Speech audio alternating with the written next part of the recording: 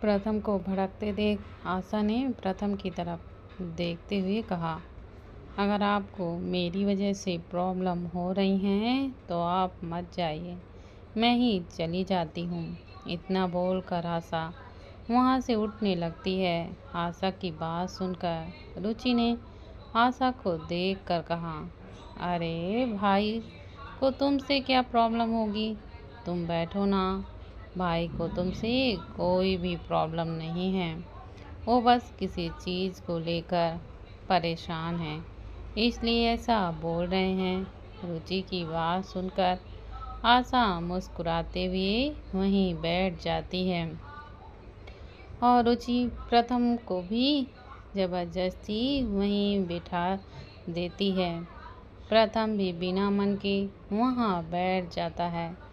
थोड़ी देर बाद बातें करने के बाद और डिनर करने के बाद सब लोग अपने अपने रूम में चले जाते हैं। जब आशा अपने रूम में पहुंचती है तब उसकी नज़र अपने बेड के पिलो पर जाती है। वहाँ उसे कुछ तो अजीब लग रहा था। आशा पिलो के पास आकर देखती है तो पिलो के नीचे एक फ़ोन रखा हुआ था। फ़ोन को देखकर आशा की आंखों में एक चमक सी आ जाती है। आशा फ़ोन उठाकर जल्दी से अपने रूम को लॉक करके जल्दी से वॉशरूम में चली जाती है। आशा वॉशरूम में जाकर वो फ़ोन चेक करती है तो उस फ़ोन में सिर्फ एक ही नंबर था जिस पर निर्मल का नाम लिखा हुआ था। आशा को समझने में देर नहीं लगती कि ये फ़ोन निर्मल के आदमी ही यहाँ पर रख कर गया है, लेकिन अभी तक आशा को निर्मल के आदमी के बारे में कुछ भी नहीं पता था। आशा बिना वक्त गंवाए निर्मल को कॉल करती है। वहीं निर्मल इस वक्त अपनी बीवी के साथ दरिंदगी दिखा रहा था।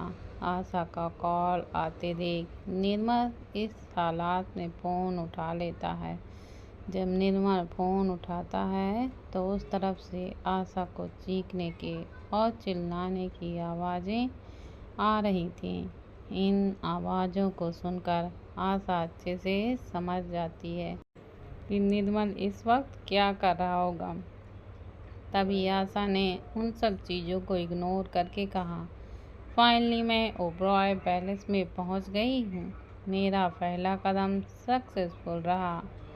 अब बस इन लोगों का मुझे ट्रस्ट जीतना है किसी भी कीमत पर, और इनको देखकर तो ऐसा लगता है कि इनका ट्रस्ट जीतना थोड़ा मुश्किल होने वाला है, क्योंकि वो प्रथम हर वक्त मुझे ऐसे घूरता है जैसे कि पता नहीं कितना बड़ा गुनाह कर दिया हो मैंने। हालांकि घर में और भी लोग हैं जिन्हें शायद मैं पसंद नहीं हूँ, लेकिन रोज़ उसने मुझे यहाँ पर रखा हुआ है तो उसके फैसले के खिलाफ कोई भी नहीं जा सकता। जब तक रोज़ मुझे यहाँ रहने देगा तब तक मैं यहाँ हूँ, और उससे पहले मुझे सबका ट्रस्ट जीतना है। आशा की बात सुनकर निर्मल ने कहा, जो करना है करो, कैसे भी कर कर उनका ट्रस्ट जीतो और रुचि को मेरे पास लेकर आओ। मुझे अब वो चाहिए। अब मैं उसको लेकर और भी वेट नहीं कर सकता, क्योंकि अब मैं उसे उस रुद्र के पास बिल्कुल भी बर्दाश्त नहीं कर सकता। निर्मल की बात सुनकर आशा ने निर्मल से कहा, थोड़ा सा सब्र रखो, तुम जिस चीज़ के लिए कह रहे हो वो करना इतना भी आसान नहीं है। मैं कह चुकी हूँ ना कि मैं कर दूँगी तो मैं कर दूँगी। उसके लिए तुम्हें थोड़ा सा सब्र रखना चाहिए। तुम्हें भी तो पता है ये सब करना इतना आसान नहीं है। अगर उस रूप सिंह ओबरॉय को ज़रा सी भी भनक लगी तो क्या इस घर में किसी को भी कुछ भी पता चला तो मैं घर से बाहर होऊंगी, और शायद इस दुनिया से भी। और साथ ही तुम भी। तो इससे अच्छा है थोड़ा सब्र हो। क्योंकि सब्र का फल मीठा होता है और तुम्हारे लिए सब्र का फल तुम्हारी रुचि होगी। आशा की बात ने सुनकर निर्मल ने कहा, सब्र ही तो रख रहा हूँ, इतने टाइम से मैंने सब्र ही तो रखा है, समझी तुम। और मुझे सिखाने की ज़रूरत नहीं है। तुम्हें जो काम दिया गया है वो तुम चुपचाप वो काम करो और रुचि को मेरे पास लेकर आओ, फिर तुम्हारा काम खत्म। फिर तुम्हें जो भी करना है करो। तुम मेरी तरफ से आज़ाद हो। ज़िंदगी में कभी भी तुम्हें मुड़कर नहीं देखूंगा और ना ही कभी तुम्हें परेशान करूंगा। निर्मल की बात सुनकर आशा ने अपने मन में कहा, वो तो तुम ऐसे भी नहीं कर पाओगे, क्योंकि फिर मैं रोज सिंह ओबरॉय की बीवी बन जाऊंगी और यूथ सिंह ओबरॉय की बीवी को हाथ लगाना किसी की औकात की बात नहीं है। इसलिए तो तुम रुचि को पाने के लिए मेरा सहारा ले रहे हो, लेकिन इसमें मेरा भी फायदा तो ही है। अगर वो इस घर से निकलती है तो मैं इस घर में हमेशा हमेशा के लिए रह जाऊंगी। जब काफ़ी देर तक आशा की कोई भी आवाज़ निर्मल को नहीं आती तो निर्मल ने फ़ोन की स्क्रीन में देखकर कहा, क्या हुआ, कहाँ खो गई हो? कहीं तुम मुझे डबल क्रॉस करने की कोशिश तो नहीं कर रही हो ना? अगर ऐसा है तो तुम याद रखना कि मैं तुम्हारा क्या ही हाल करूँगा। तो जो ख्याल तुम्हारे दिमाग में आ रहे हैं बेहतर होगा उन्हें निकाल दो, वरना वो ख्याल तुम्हारे लिए भी अच्छे नहीं होंगे। निर्मल की बात सुनकर आशा ने जल्दी से कहा, अरे ऐसी कोई बात नहीं है, मैं कुछ और ही सोच रही थी। मैं बस ये सोच रही थी कि ऐसा क्या करूं कि इन लोगों का ट्रस्ट मेरे ऊपर पूरे तरीके से आ जाए। कुछ तो ऐसा होगा।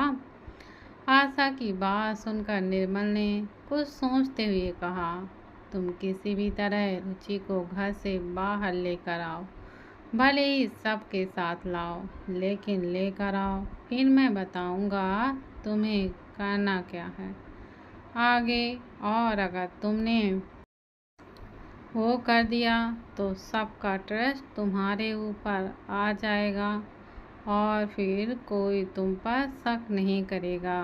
बस एक बार उसे कैसे भी करके ले आओ। निर्मल की बात सुनकर आशा ने कुछ सोचते हुए कहा, ठीक है, मैं कोशिश करती हूँ। मैं उसे बाहर लाने की कोशिश करूँगी, फिर तुम मुझे अपना प्लान बताओगे। तो निर्मल ने कहा, ज़रूर, बस एक बार उसे बाहर ले आओ, फिर सबका ट्रस्ट तुम पर आसानी से आ जाएगा और कोई तुम पर कभी शक नहीं करेगा। तभी आशा ने अपने मन में फिर से कहा, क्या मुझे रुचि के प्रेग्नेंट होने वाली बात निर्मल को बता देना चाहिए? क्या उसे पता है कि रुचि प्रेग्नेंट है? आई थिंक पता ही होगा, क्योंकि उसके आदमी ने बताया होगा, और अगर नहीं बताया तो उसके आदमी ने नहीं बताया तो मुझे भी नहीं बताना चाहिए। पता नहीं क्या पागल आदमी है, रुचि के प्रेग्नेंट होने की खबर सुन पता नहीं क्या करेगा। तभी निर्मल ने एक बार फिर से कहा, क्या हुआ, अब तुम कहाँ खो गई? निर्मल की आवाज़ सुनकर आशा ने फिर से जल्दी से कहा, कुछ नहीं, अब मैं रखती हूँ, लगता है बाहर कोई है। अगर किसी ने मुझे ऐसे फ़ोन पर बात करते हुए देखा तो प्रॉब्लम हो जाएगी। इतना बोलकर आशा तुरंत कॉल कट कर देती है और बाथरूम में खड़े होकर कुछ देर तक सोचती रहती है। वहीं रोज और रुचि के रूम में रोज सोफे पर बैठा लैपटॉप पर कुछ काम कर रहा था और रुचि बेड पर बैठी उसे घूर रही थी। तभी रुचि ने अपनी चुप्पी को तोड़ते हुए कहा, मुझे आपसे कुछ बात करनी है। आप मुझे ये बताइए, आपके और भाई के बीच में कुछ हुआ है क्या? आप दोनों के बीच में लड़ाई हुई है क्या?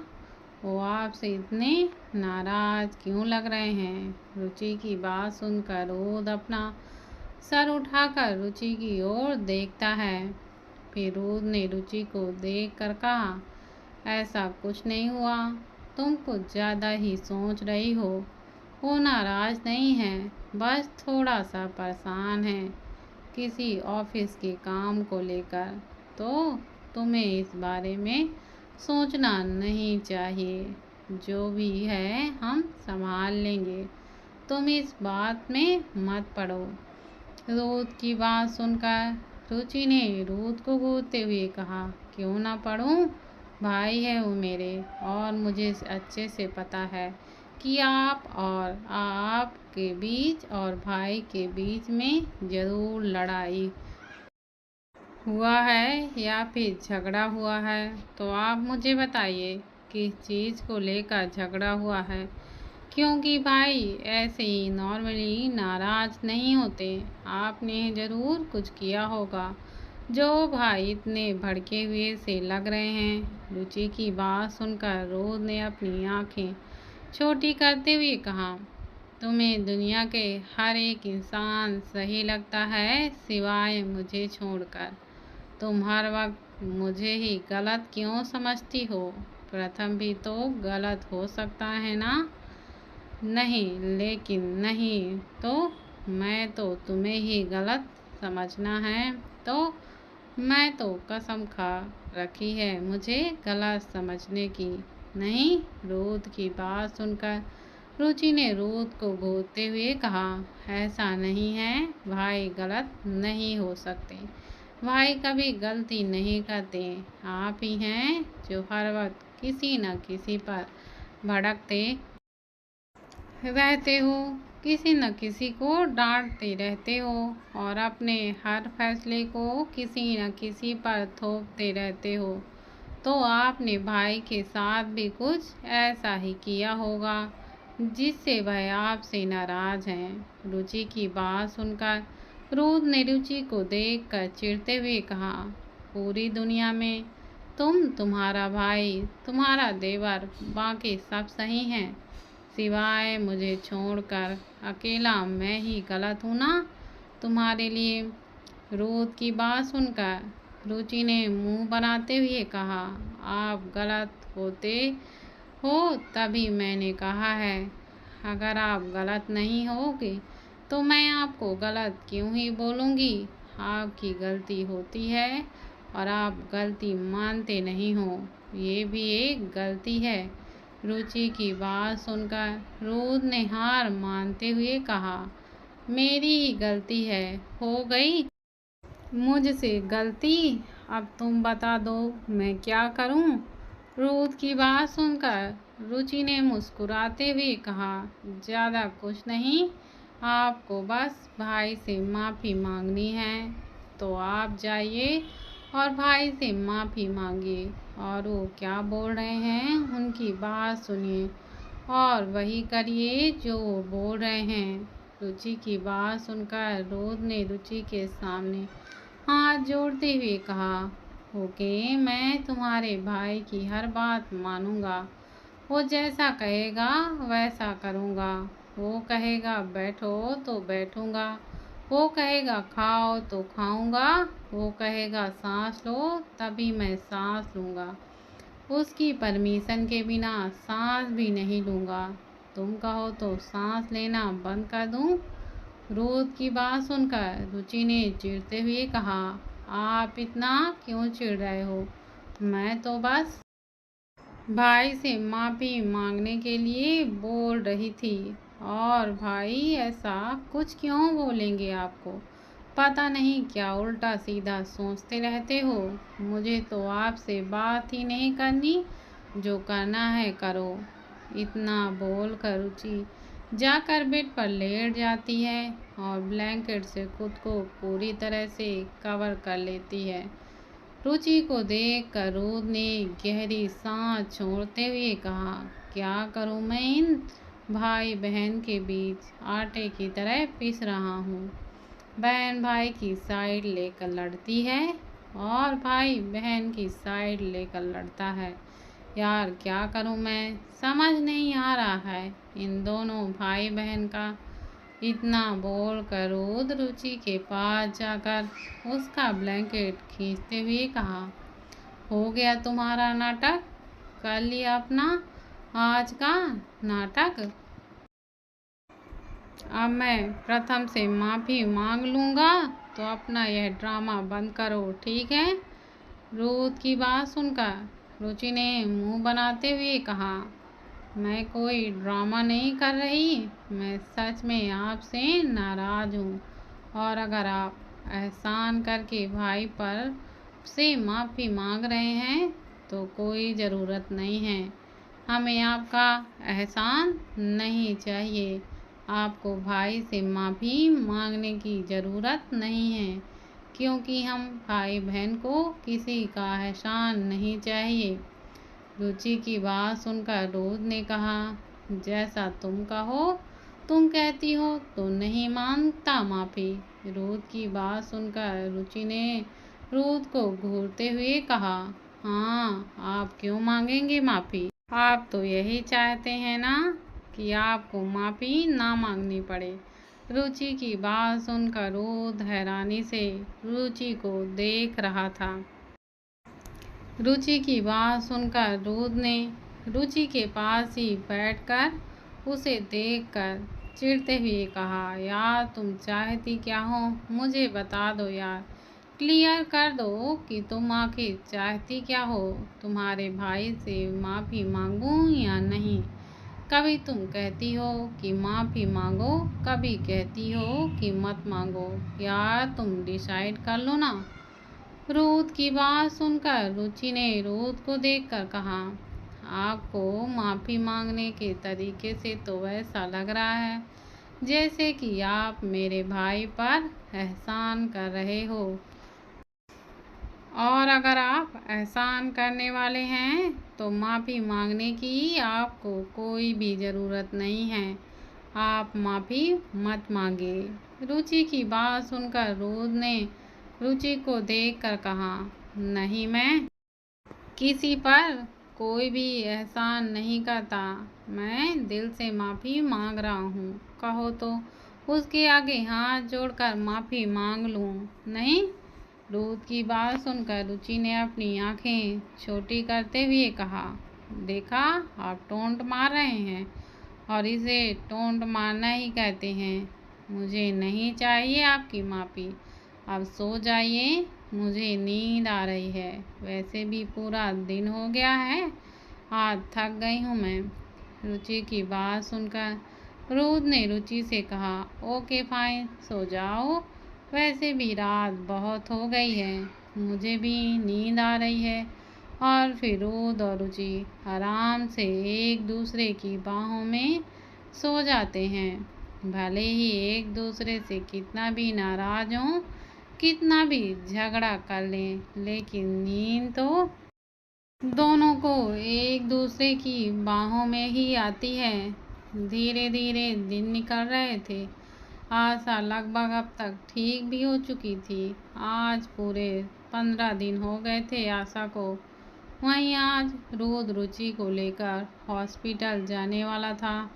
रोद और रुचि हॉल पर बैठे हुए थे। उसी वक्त आशा किचन से कुछ लेते हुए आ रही थी कि तभी अचानक आशा का सर चकरा जाता है और वहीं पर गिर जाती है। आशा को गिरते देख रुचि ने एकदम से कहा, रोद, आशा, उसे क्या हुआ है, वो बेहोश हो गई है। तभी रोद और रुचि आशा के पास चले जाते हैं। आशा को देखकर रुचि ने रोद से कहा, रोद, इसे क्या हुआ है, हम इसे अपने साथ हॉस्पिटल ले चलते हैं, लगता है इसकी तबीयत खराब है और अचानक से ऐसे बेहोश होना अच्छी बात नहीं होती, फिर कुछ सीरियस प्रॉब्लम हुई तो एक बार इसका फुल चेकअप करवा लेते हैं। रुचि की बात सुनकर रोद ने कहा, डॉक्टर यहीं इसको चेक कर लेंगे, तुम हॉस्पिटल चलो। उसको हॉस्पिटल ले जाने की बिल्कुल भी ज़रूरत नहीं है। रोद की बात सुनकर रुचि ने रोद को देखकर घूरते हुए कहा, ऐसे कैसे नहीं है, उसकी तबीयत खराब है और आप ऐसे मना क्यों कर रहे हैं। अगर कोई प्रॉब्लम हो गई तो हम हॉस्पिटल जा ही रहे हैं ना, तो फिर क्या ही दिक्कत है। रुचि की बात सुनकर रोद ने आशा को अपनी गोद में उठाते हुए कहा, ओके फाइन, ले चल रहा हूँ। इतना बोलकर रोद आशा को गोद में उठाकर बाहर की तरफ ले जाता है। रुचि भी उन लोगों के पीछे पीछे चली जाती है। रोद आशा को ले जाकर गाड़ी के बैक सीट पर बैठा देता है। रुचि जाकर पैसेंजर सीट पर बैठ जाती है। रोद की गाड़ी वहाँ से हॉस्पिटल की तरफ बढ़ जाती है। लगभग 20 मिनट में वो लोग हॉस्पिटल के बाहर थे और फिर रोद आशा को गोद में उठाकर डॉक्टर की केबिन की तरफ ले जाता है। 5 मिनट बाद आशा डॉक्टर के सामने लेटी हुई थी और डॉक्टर आशा का चेकअप कर रही थी। लगभग 15 मिनट बाद डॉक्टर आशा रोद और रुचि के सामने बैठी हुई थी। अब तक आशा को होश भी आ गया था। डॉक्टर ने रोद को देखकर कहा, मिस्टर ओबरॉय, क्या आपको पता है कि ये 2 वीक प्रेग्नेंट हैं। इस हालात में खुद का और अपने बच्चे का दोनों का ख्याल रखना चाहिए, लेकिन ये ज़्यादा ही स्ट्रेस ले रही हैं, जो वजह से बच्चे के लिए बिल्कुल ठीक नहीं है। तो इन्हें खुद का और बच्चे का ख्याल रखना चाहिए। डॉक्टर की बात सुनकर आशा, रोद और रुचि तीनों हैरान थे। आशा तो बिल्कुल शॉक्ड में थी। उसे समझ ही नहीं आ रहा था कि वह कैसे रिएक्ट करे। उसने कभी सोचा नहीं था कि वह प्रेग्नेंट हो जाएगी। डॉक्टर की बात सुनकर रोद ने एक बार फिर से कन्फर्म करते हुए कहा, आर यू श्योर डॉक्टर कि आशा प्रेग्नेंट है? आई मीन आप पूरे तरीके से श्योर है ना, या कोई गड़बड़ तो नहीं हुई है ना। रोद की बात सुनकर डॉक्टर ने रोद को देखकर कहा, मिस्टर ओबरॉय, मैं एक डॉक्टर हूँ और मैं पूरी तरीके से श्योर हूँ कि ये प्रेग्नेंट है। डॉक्टर की बात सुनकर रोद ने कुछ नहीं कहा। वो चुपचाप अपनी जगह पर बैठा रहता है। तभी डॉक्टर ने रुचि को देखकर कहा, मिसेज ओबरॉय, आइए हम आपका चेकअप कर लेते हैं। डॉक्टर की बात सुनकर रुचि ने मुस्कुराते हुए डॉक्टर के साथ चली जाती है। वहीं इस वक्त रोद बिल्कुल शांत बैठ कुछ सोच रहा था। तभी आशा ने रोद को देखकर कहा, अगर आपको कोई मुझसे प्रॉब्लम है तो मैं आपके घर से अभी चली जाती हूँ। मैं नहीं चाहती कि मेरी वजह से आपको और आपकी फैमिली में से किसी को भी कोई प्रॉब्लम हो। वैसे भी मेरी वजह से आपकी फैमिली में बहुत इशूज़ हो रहे हैं। रोद ने आशा की बात का कोई जवाब नहीं दिया। इस वक्त वह अपनी ही गहरी किसी सोच में खोया हुआ था। रोद को इस तरह खोया हुआ देखकर आशा ने खुद से कहा, ये ऐसे क्या सोच रहा है कि मेरी बात सुनाई ही नहीं दे रही है, और अब ये एक नई मुसीबत मेरे गले पड़ गई है यार। वो निर्मल खुद तो मज़े करके चला गया और मुझे सज़ा दे गया। अब मैं इस बच्चे को कैसे ही हैंडल करूँगी। इन सब के बीच में मैं इसे अवॉर्ड भी नहीं करा सकती। अगर ऑपरेशन करवाया तो इन लोगों को पता चल जाएगा। अब क्या करूं मैं, कुछ समझ ही नहीं आ रहा। थोड़ी देर बाद डॉक्टर रुचि को लेकर रूथ के पास आ जाती हैं।